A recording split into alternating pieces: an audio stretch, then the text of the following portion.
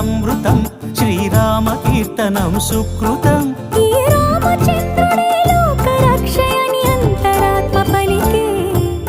జగదానందకారక జయ జానకి ప్రాణనాయక శుభ స్వాగతం ప్రియ పరిపాలక.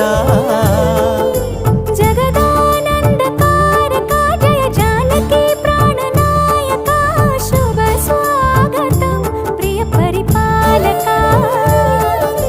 మంగళకరమౌ నీరాక ధర్మానికి వేదిక అవుగాక మా జీవనమే ఇక పావనమౌగాక.